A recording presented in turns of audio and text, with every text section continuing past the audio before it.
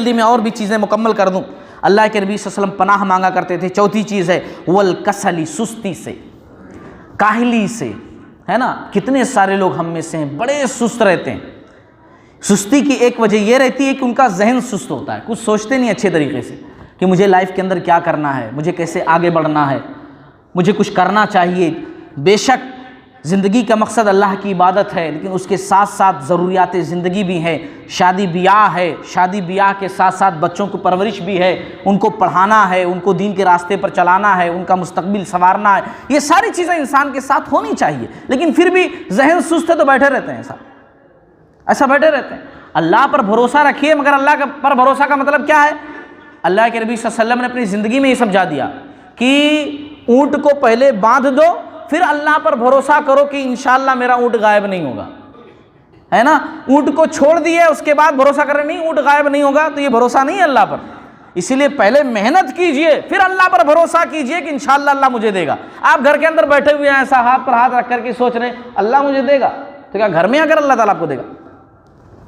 محنت کیجئے، مشقت کیجئے، جد و جہد کیجئے، پھر اللہ پر بھروسہ کیجئے. اللہ پر بھروسے کا مطلب یہی ہے. سستی اور کاہلی سے بچیے. مگر آج ہمارا بڑا طبقہ سستی اور کاہلی میں گرفتار ہے.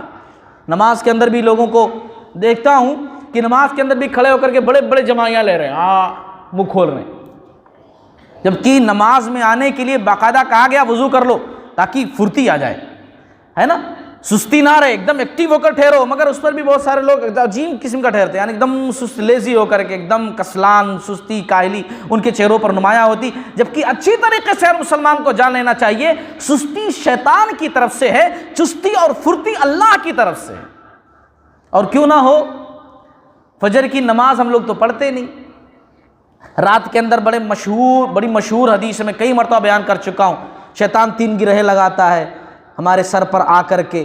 اگر ہم اٹھتے ہیں اور اٹھتے وقت کی دعا پڑھتے ہیں الحمدللہ الذی احیانا بعد ما اماتنا والیہ النشور، ایک اس کا منتر غائب ہو جاتا. وضو کرتے دوسرا غائب ہو جاتا، نماز پڑھتے تیسرا غائب ہو جاتا.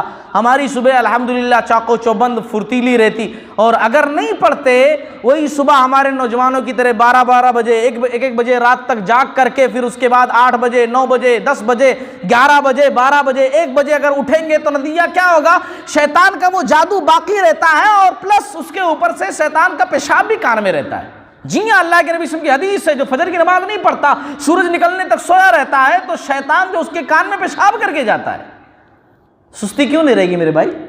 پھرتی کہاں سے آئے گی؟